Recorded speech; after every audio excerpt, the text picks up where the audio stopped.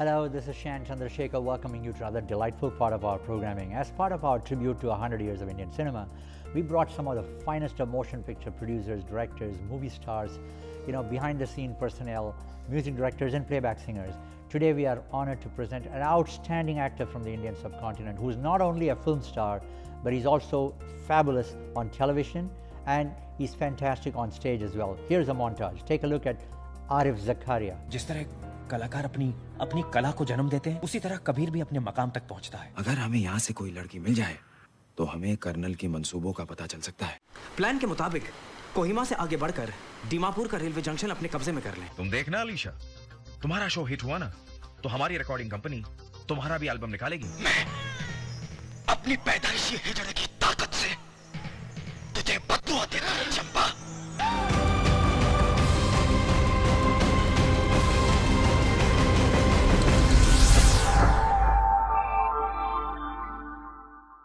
Wow, our hearty congratulations. Thank you. First of all, welcome to Toronto. Thank you very much. And our congratulations to you on this fantastic new play of yours that you are going to be actually performing and you're going to be appearing on stage. Tell me about this venture. Yes, so the play is called Gardish Mein Tare, written and directed by Saif Haider Hassan, and loosely based on this very interesting relationship between Geeta Dutt and Guru Dutt. Wow. So it's inspired by the letters Guru Dutt apparently wrote to Geeta Dutt, which were, as far as my history goes, discovered after his death. That he was a man of very few words.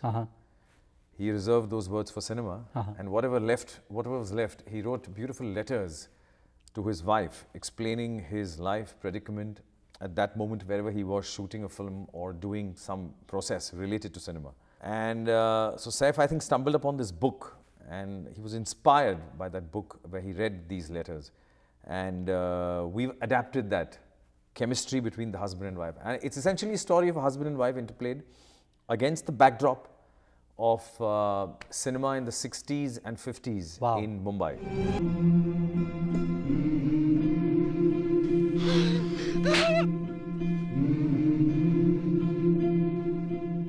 You come from an extremely illustrious family of celebrities. I mean, your brother's name is well known worldwide, Yeah, so my cousin, that is, of course. Okay. Yeah, my family, we are, I think, academicians, politicians in social work and political field and journalism, I should say. So that's the spectrum. And I chose the performing arts as a vocation a few years ago, or many years ago actually, after graduating, in fact. Right. Well, even in college when you were studying, you were involved in fine arts. Yes. So tell me about that. Yeah, so I was not an actor in school. I was an obese, shy kid. And when I went to college, which is Sydenham College of Commerce in Mumbai, there was a poster put up for auditioning for actors for a play. And I spoke reasonably good Hindi, and it was a Hindi play. So I just went for a lark one afternoon. I saw that poster. It used to be in the first floor foyer of our college. And she was a girl director then, who told me to read a passage in Hindi. So I just read through it. And I think what carried it through was my pronunciation was good. Voice had a certain inflection and a certain weight. And then she said, "You're selected." And that's how, honestly, that moment actually was a defining moment. That started my whole acting career. And then I got into theatre in college and produced and directed plays while I was in Sydenham. And that began the journey, actually, if I have to think about it. That's fantastic. It's amazing you spoke about your voice. You've got one of the most compelling voices that I've heard.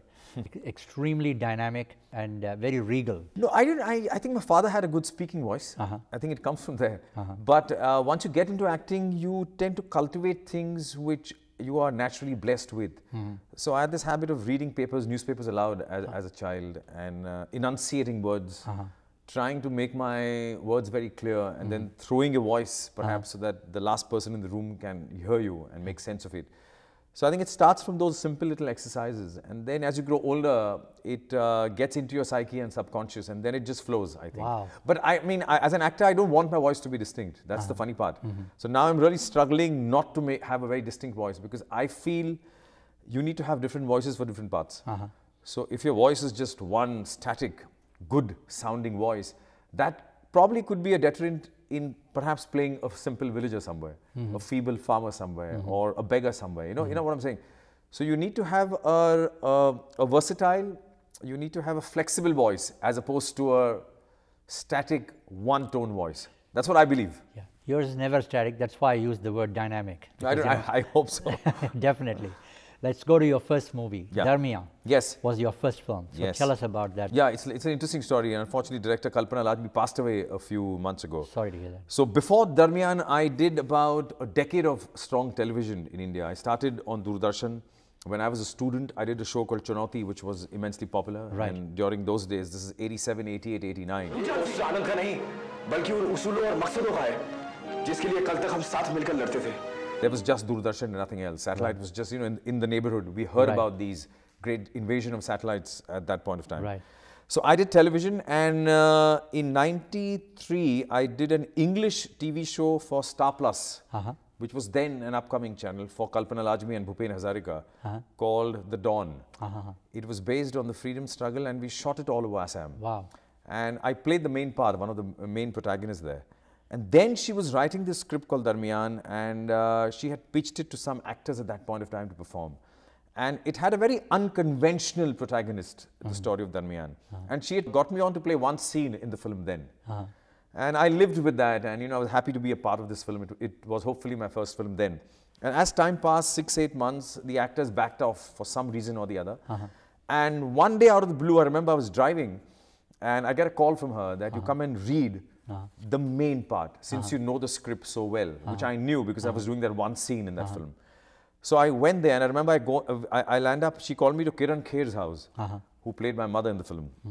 And I gave a very spontaneous audition in her drawing room, reading a few scenes from the script and enacting a few things out of the script, a script which I was familiar with.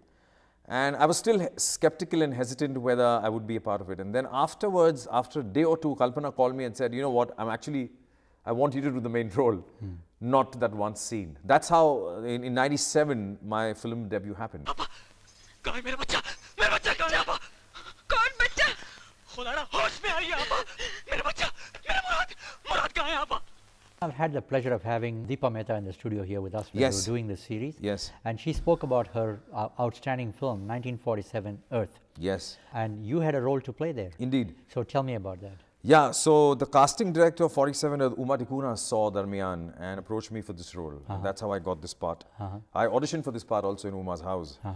And that's where I got involved in this beautiful project, or beautiful story, 1947 Earth, which we shot in Delhi.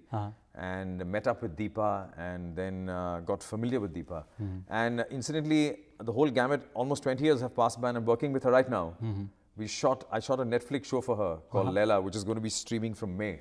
So we shot that some part of this year and last year. Congratulations. Yes, thank you. That's wonderful. Well, I want you to hear what Deepa told me about this particular film. I wrote my first film, which is a film called Fire. The basic theme of Fire is the right of every human being to make a choice as far as their personal life is concerned, if it doesn't harm anybody else, however extreme it might be.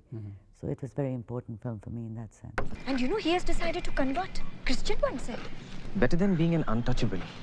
MB, आजकल Hindu gods don't count for much in Lahore anyways. Dance Like a Man was an English film. That was your first English film venture, I think.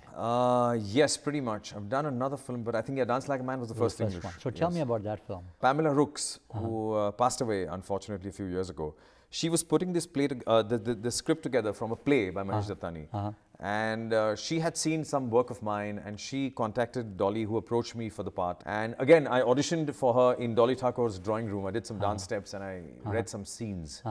And that is when I got selected for the role. It was again a very challenging role because I had to learn Bharatanatyam for 6-7 months. Wow. The main protagonist there is a Bharatanatyam dancer, as you know the story, me and Shobna, the South Indian actress. And there I had to learn Bharatanatyam because the physicality of the character was that he was a competent Bharatanatyam dancer. So I didn't want to fake it. So I learned it from a teacher in Mumbai. Wonderful. And it was complicated and tough. It's a very disciplined art, as we know. And then I was daunted dancing with Shobna, who was this great Bharatanatyam exponent. Of course, But I held my nerve. And she was a little more gracious and kind with her choreography.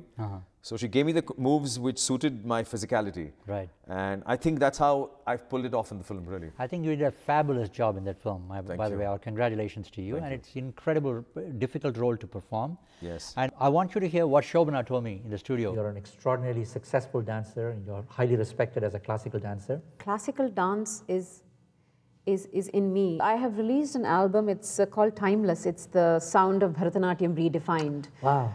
Yes, and I've sung a song in that. Just hum the first tune for us, please. Sa ni sa re sa ni sa ga ma pa sa ni pa ma ni pa ma ga ma re.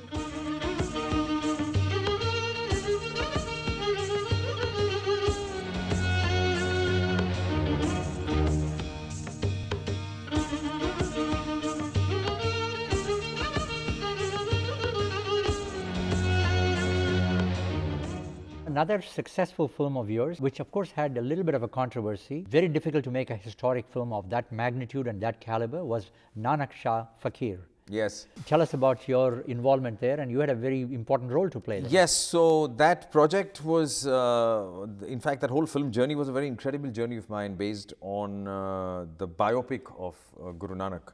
Yeah. And it was shot all over India, put together by Mr. Sikka, the man who had a vision for the film. Sure. And he put this whole project together, got a lot of incredible talent working on this film. Right.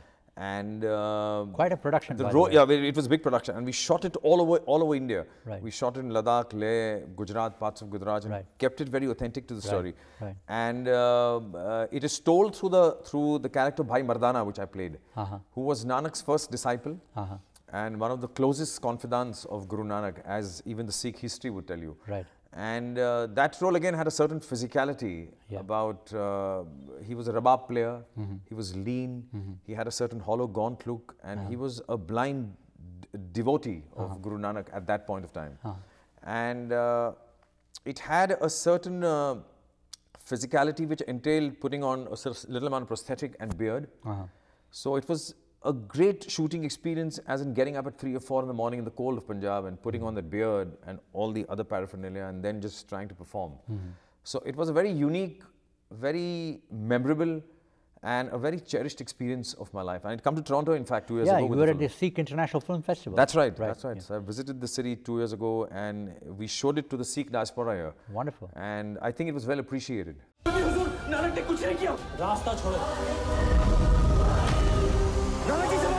Two other films in the same year, if I remember. One was Hero and the other one was Asambhav.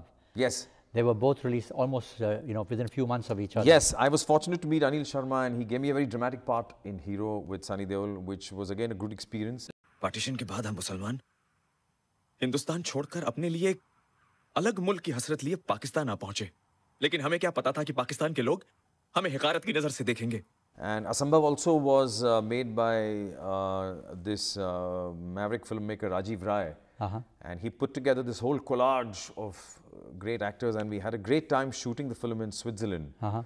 And I was also fortunate that he had seen a bit of my work and gave me a very pivotal part in the film as part of the story narrative. So it was very good, and it was my first actual exposure, Hero was, to big mainstream commercial cinema, which I was a little wary of. You know, coming from theatre, coming from television, you develop a certain middle class attitude towards your profession. Right. But these projects really exposed me to what big time cinema was. I remember Asambhav we used to shoot with 6 or 7 cameras. And this whole setup was as big as any commercial film could get at that point of time. So which was very good. ये रहा आपका signing amount 10 lakh. भाई हमारी company बरसों से ऐसे shows organize कर रही है. And then I was fortunate to be a part of various other commercial films subsequently. I did a few projects with Bhatt Saab, Jism 2 I did. इस आदमी को पहचानती हैं आप? Kabir? Yes, Kabir. So I've been fortunate to, explore the gamut of Hindi commercial cinema with these great talented film doyens, really. Congratulations to you. You worked with one of the finest filmmakers who could have, of international stature from the Indian subcontinent, none other than the great Shyam Benegal. Yes. Because, you know, you played the role of Major Dillon, Yes. Netaji Subhash Chandra Bose. Yes. So tell me about that role that you played. No, I've always been a fan of Mr. Benegal and his cinema since, I don't know, childhood, when I've been watching Junoon and all the other films, and I always aspired, wanted to work with him, and I used to meet him and so on and so forth. And then this opportunity came where he casted me in his project, and he's got a great sense of detail. He's got such a great knack of historical storytelling. Yeah. Like what has happened, we've learned as students of history. Yeah. But the narrative is so seamless when he puts it together on a piece of paper and shoots it. And again, I was fortunate and blessed to be a part of Netaji also and work under the baton of Mr. Benegal. Colonel Shahnawaz तो तैयार थे अपने brigade के साथ plan के मुताबिक कोहिमा से आगे बढ़कर दीमापुर का रेलवे जंक्शन अपने कब्जे में कर लें. In fact, you know, I've had the honor of having Shan Benegal in the studio here with us, Yes. and we've discussed a different project. Right. I want you to just listen to a couple of words of what he said. Your films, they are definitely offbeat and they are different from other filmmakers.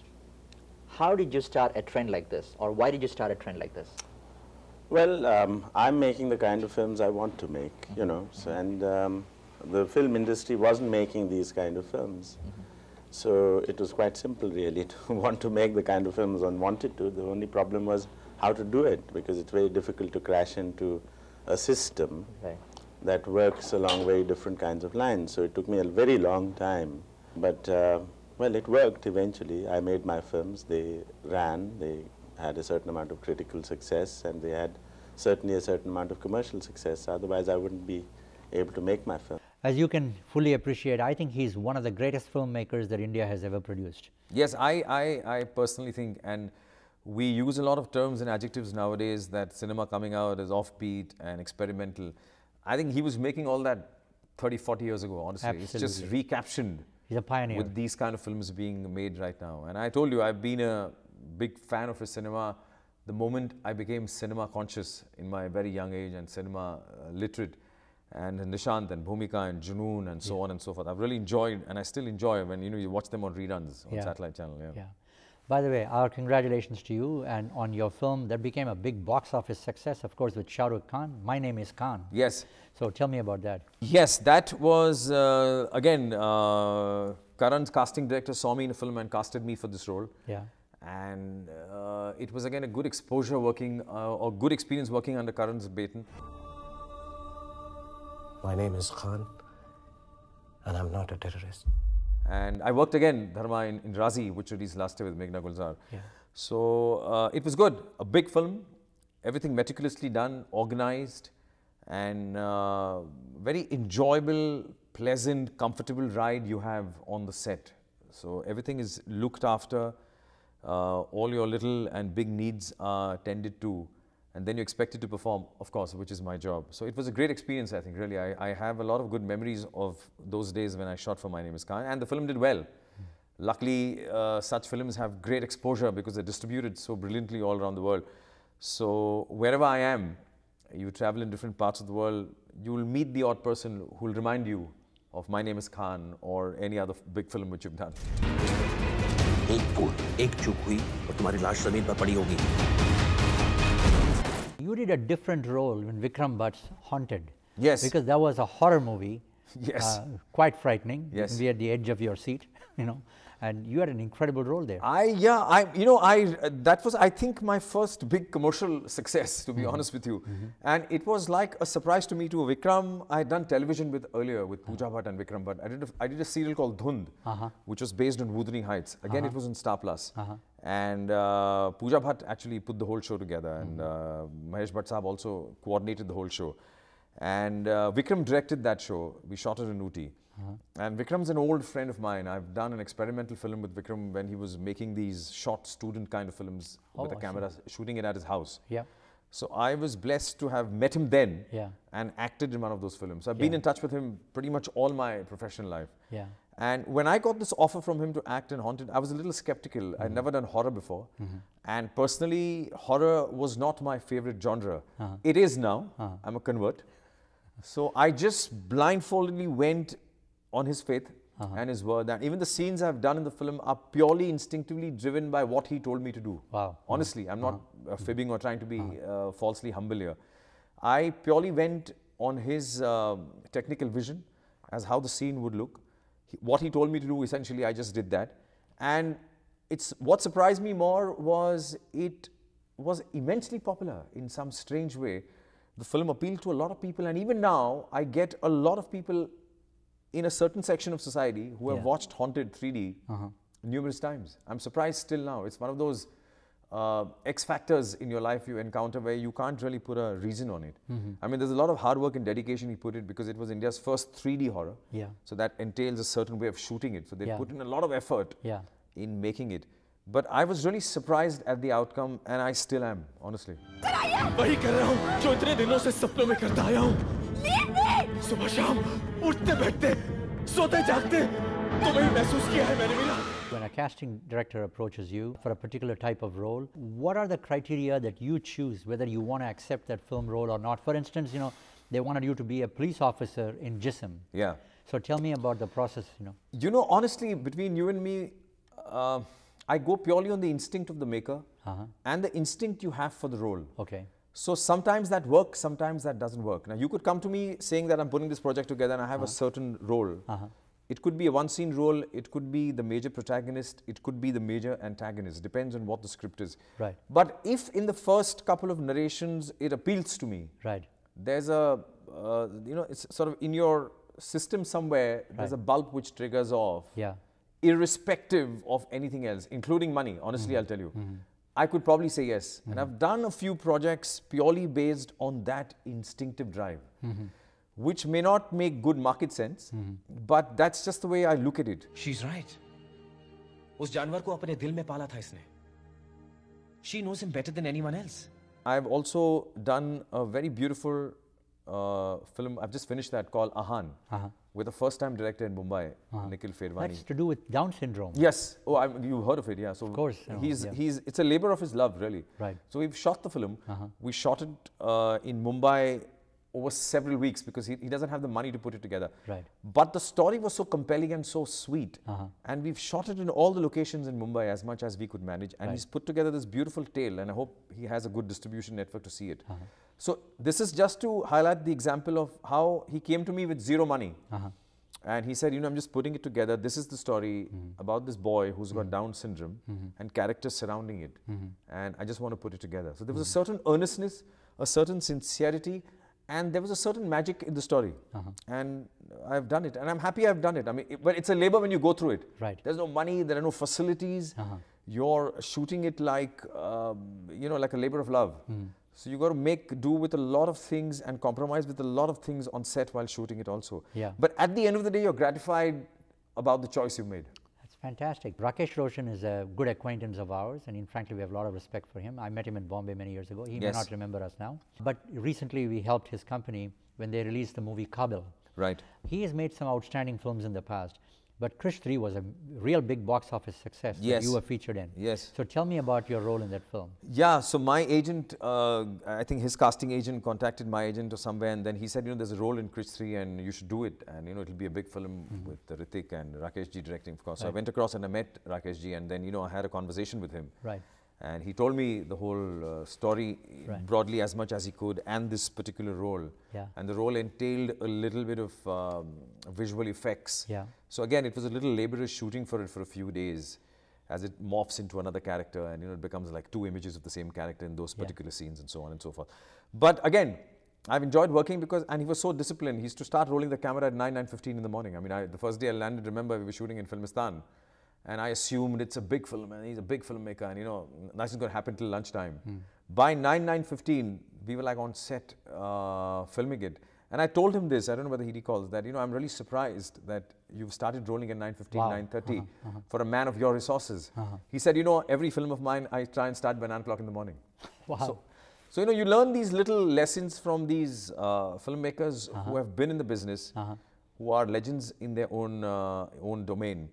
And then you realize why they are where they are, really. This virus needs to be contained as soon as possible. Otherwise, the consequences would be catastrophic. You have a lot of films to your credit, but Lutera and Ishq Forever, these were all well-known films as well. So tell me about your performance there. Lutera, again, Vikramaditya Motwane, I think his associate called me and asked me to audition for that role. And I said, why not? I mean, that's the way it works. So I went and read, I read that scene or a couple of scenes from the script in an audition. Yeah. And then I think Vikramaditya Motwane liked the scenes, and then he casted me for the project. Right. And he's got a very studied, quiet process, Right. very, you know, reading and workshops. So I Yeah. did a few workshops also Right. with that character. Right. And again, it was all process oriented, and it was a good education. I really look at every project like something you take away from it, good or bad.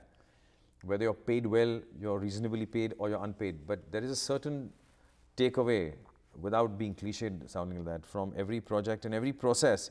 And probably every filmmaker has a certain inherent quality which you observe, maybe good or bad.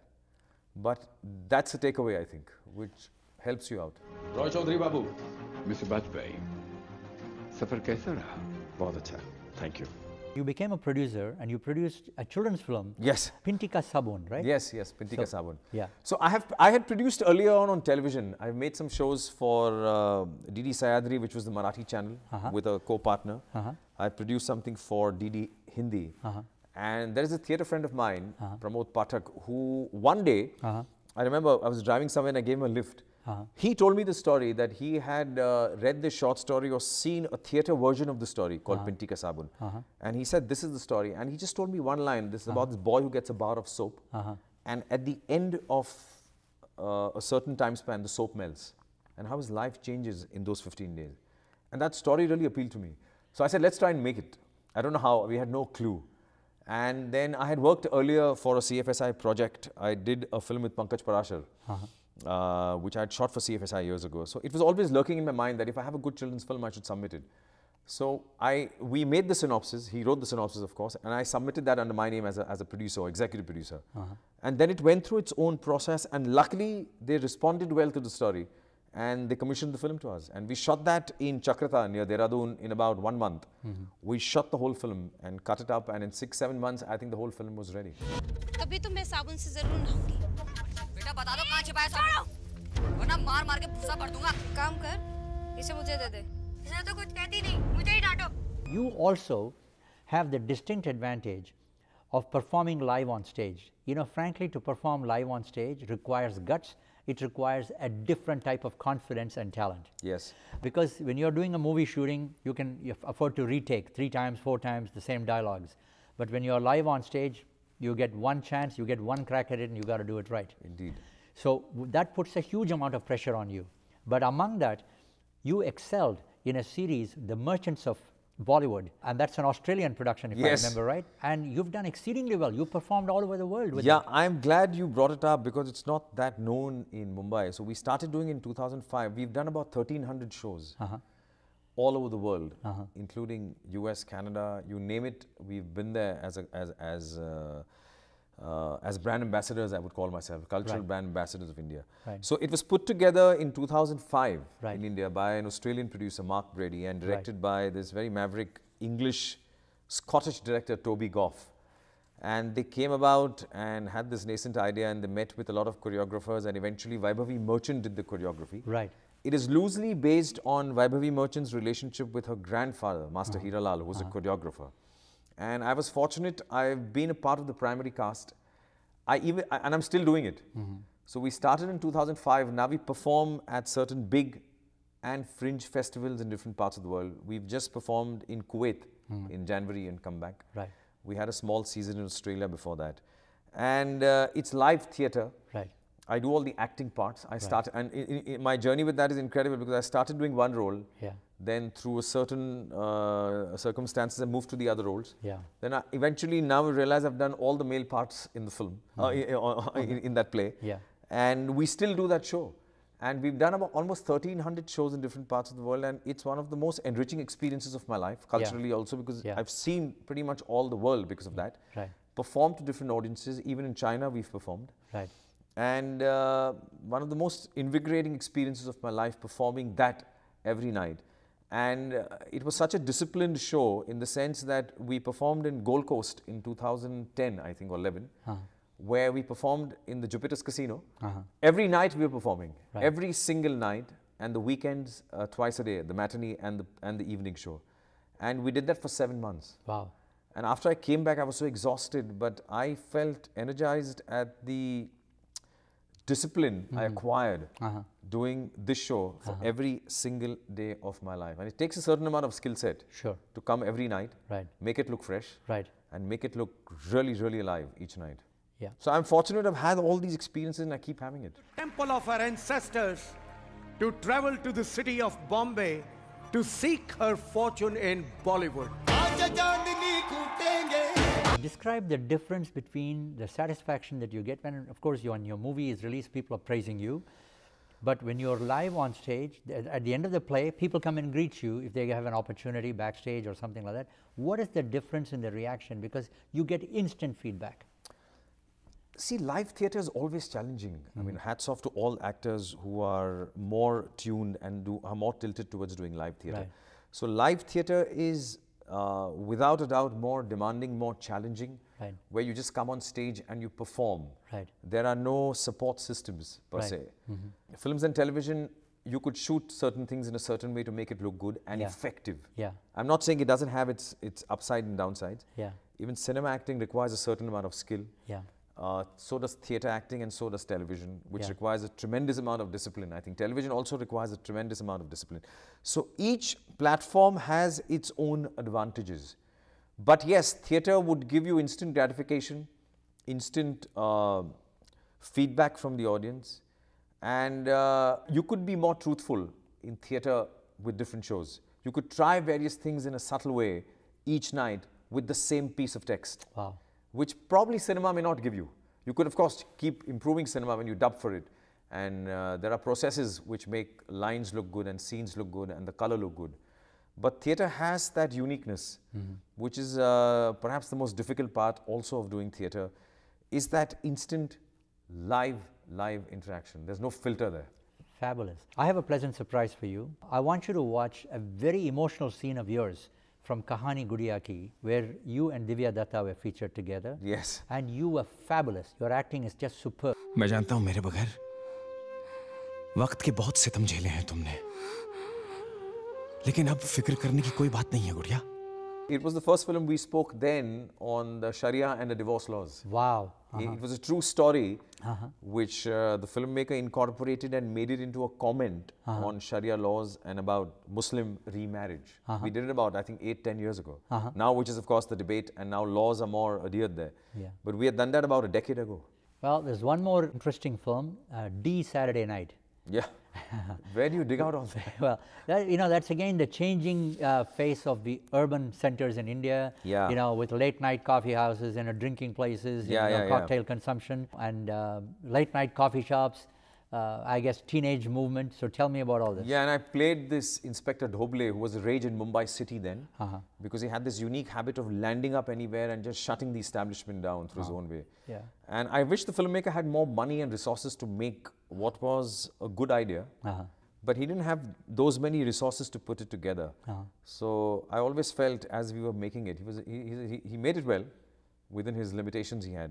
But if it had more resources, money and more expertise, I think the film would have done well. So it was a good social comment. At least my part was. Freedom का मतलब ये तो नहीं ना कि कोई भी आदमी अपने कपड़े उतार कर सड़क पर नंगा नाचे. We need the Inspector Doble in this country right now with respect to implementing, taking care of piracy problem that we have in the internet, set-top digital box piracy of these IPTV boxes.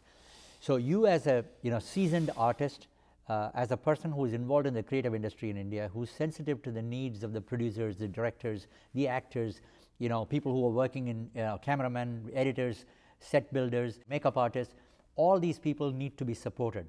Yeah, of course. And when there is piracy and if your intellectual property rights are, scuttled and stolen, it has an incredibly negative impact. What do you think of the advice that you would give our community who sometimes, innocently or embracing this, not knowing the unintended consequences? No, I think there is no greater crime in the entertainment business than you watching something without having the rights or the purpose to do it. I think it's a stab in the knife of the filmmaker, really. So we as citizens should be conscious to acquire our whole viewing skills from legitimate sites, from people who are authorized to stream that content. And we should make a sincere effort in trying to acquire those rights. We can't just blatantly go to any random sites, which are as many galore, as you know, which offer you a diverse palette, but it's all through stealth and unfair means. So my appeal and I personally also inculcate this whole thing within my own life, that whatever I watch is legitimate, whatever I watch is on a platform which is authorized, and it doesn't come through an unauthorized source. And that's what we all should do, really. And I've always felt about it very strongly. That's wonderful. What can people expect from the great Arif Zakaria? I mean, no expectation, really. I'm just happy to be a performer, and I followed my calling, I think, heart's desire to be in this business, and I've had the wonderful opportunity of working with so many diverse filmmakers, and I continue to do so, trying to do as many roles as I can with different filmmakers right now on different medias and different platforms. So I just think people should watch as much as content I can deliver, and appreciation always helps. Why not? That's wonderful. This is the first time you're coming to ATN. It was great. I mean, I'm a little awestruck with the facilities you've shown me, with this whole, you're like a chronicler of the history of Indian cinema, and I don't think I've ever met or seen a person or an organization which has this data, honestly, about Indian cinema, who is a platform to show Indian cinema to the world. I was really surprised, and I was really surprised when I came to do this interview. When I saw what you've been doing since the last so many years, you and your family, actually, I mean, hats off, really. You are the legend, not me. I'm just I'm a nobody. Very kind of you. Arif, God bless you, and keep up the great work you're doing. Thank you very much. And we look forward to having you back in the studio sometime soon again. Sure. I love coming back to Toronto and meeting with the Indian diaspora here, and it feels like home. So I'm always happy to be here. Thank you very much.